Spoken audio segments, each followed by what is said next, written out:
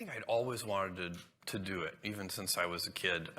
Had the idea, one of the people who every time I look at something, it looks like it could be improved. You know, there's something wrong with it. So I go through like, wow, how could this restaurant be better? How could, and you know, and so I've always had that kind of idea. Great thing about humans in general is we're always improving things. And so entrepreneurs and inventors, and you know, if they follow their curiosity and they follow their passions and they figure something out and then they figure out how to make it better and they're never satisfied.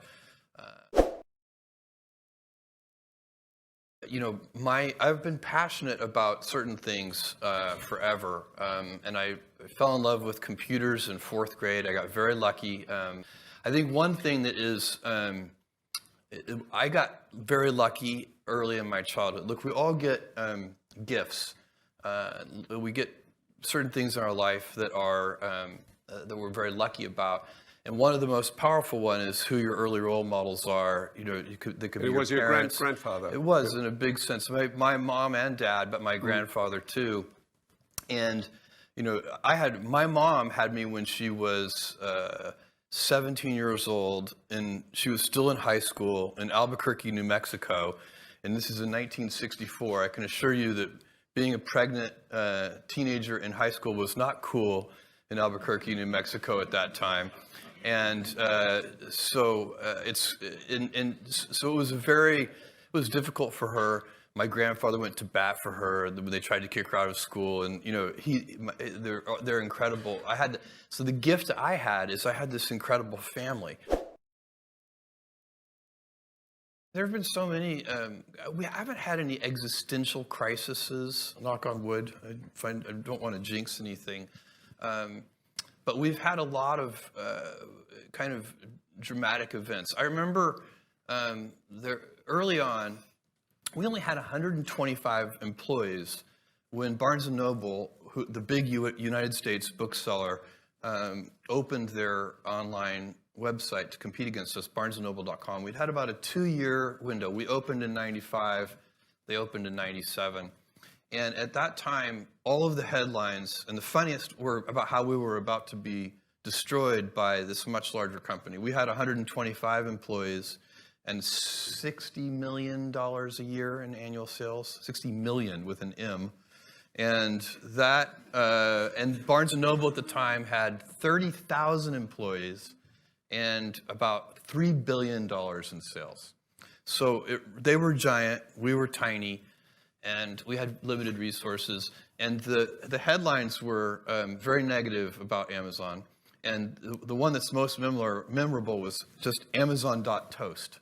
And, and so I called an all-hands meeting, which was not hard to do with just 125 people. And we got in a room, and because it was so scary for all of us, this idea that now we finally had a big competitor, that literally everybody's parents were calling and saying, you know, are you okay? It's usually the moms calling and asking their children, are you going to be okay? So, and I said, look, you know, it's okay to be afraid, but don't be afraid of our competitors, because they're never going to send us any money. Be afraid of our customers. And if we just stay focused on them, and instead of obsessing over this big competitor that we just got, we'll be fine. And I really do believe that. I think that if you stay focused, then the more drama there is and everything else, no matter what the drama is, whatever the external distraction is, what your response to it should be to double down on the customer, satisfying them, not just satisfying them, delighting them. Yeah. Well, first of all, when any criticism, my approach to criticism and what I teach and preach inside Amazon is, when you're criticized, first look in a mirror and decide, are your critics right? If they're right, change. My longer version of how to deal with critics, because there are two kinds of critics. There are well-meaning critics who, you know, they're worried it's not going to work, but they do want it to work. And so it could be, I can give you an example, customer reviews would be one of those. When we first did customer reviews 20 years ago, some book publishers were not happy about it because some of them were negative. And so it was a very controversial practice at that time. But we thought it was right, and so we stuck to our guns and had a deep heel on that and didn't change. But there's a second kind of critic, which is the self-interested critic. And they come in all shapes and sizes. So they can be any kind of institution, competitors, of course. And so when you are doing something in a new way, and if customers embrace the new way, what's going to happen is incumbents who are practicing the older way are not going to like you. And they're going to be self-interested critics. And so you do need, as you're looking yourself in the mirror, to try and tease those two things apart. But for sure, we would be very naive to believe that we're not going to be criticized. I mean, that's just part of the terrain. You have to accept that. One that I tell people is, if you're going to do anything new or innovative, you have to be willing to be misunderstood. If you can't afford to be misunderstood, then for goodness sake, don't do anything new or innovative. And I was not looking to buy a newspaper. It had never even crossed my mind. I had to decide, did I want to put my own time and energy into this? And that, for me, I just had to ask the simple question, is it an important institution? And the answer to that question is yes. It was very obvious to me as soon as I thought about it that way. It's like, okay, I think I actually can help. I can help in two ways. I can provide financial resources while this turnaround occurs. And I can also help with my internet knowledge. And then, is it an institution worth saving? You bet. It's the most important newspaper in the most important capital city in the Western world. Crazy not to save that newspaper. I'm going to be very happy when I'm 80 that I made that decision. I believe on the longest time frame, and I really here I'm thinking of a time frame of a couple hundred years. So over many decades, I believe, and I get increasing conviction with this with every passing year, the Blue Origin, the space company, is the most important work I'm doing.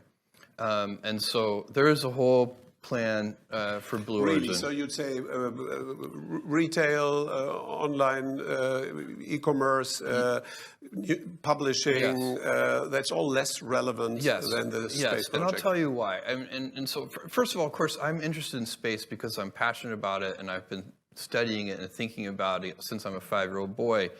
But that is not why I'm pursuing this work. I'm pursuing this work because I believe if we don't, we will eventually end up with a civilization of stasis, which I find very demoralizing. I don't want my great-grandchildren's great-grandchildren to live in a civilization of stasis. We all enjoy a dynamic civilization of growth and change, and let's think about what powers that.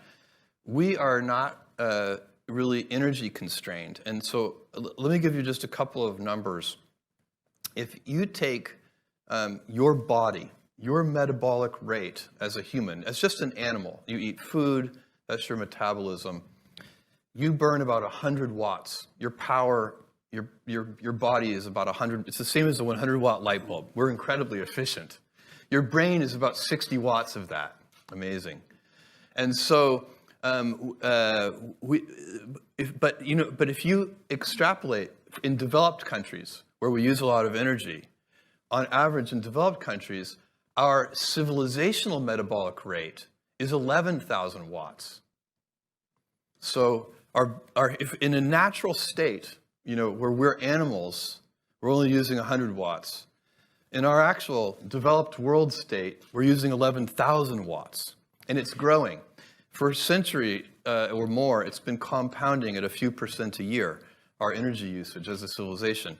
Now, if you take baseline energy usage globally, across the whole world, and compound it at just a few % a year for just a few hundred years, you have to cover the entire surface of the Earth in solar cells. So that's the real energy crisis, and it's happening soon. And by soon, I mean within just a few hundred years. And so we don't actually have that much time. So what can you do? Well, you can have a life of stasis where you cap how much energy we get to use. You have to work only on efficiency. By the way, we've always been working on energy efficiency, and still we grow our energy usage. It's not like we have been squandering energy. We have been getting better at using it with every passing decade, and still we grow it. So stasis would be very bad, I think. Now, take the alternative scenario where you move out into the solar system. The solar system can easily support 1 trillion humans. And if we had 1 trillion humans, we would have 1,000 Einsteins and 1,000 Mozarts and unlimited, for all practical purposes, resources from solar power and so on. Why not? That's the world that I want my great-grandchildren's great-grandchildren to live in. And by the way, I believe that we will move all heavy, in that time frame, we will move all heavy industry off of Earth, and Earth will be zoned residential and light industry. And it will basically be a very beautiful planet. We have sent robotic probes to every planet in this solar system now. And the key is reusability. So you mentioned it. We cannot, this civilization I'm talking about of, getting comfortable living and working in space and having millions of people and then billions of people and then finally 1 trillion people in space, you can't do that with space vehicles that you use once and then throw away.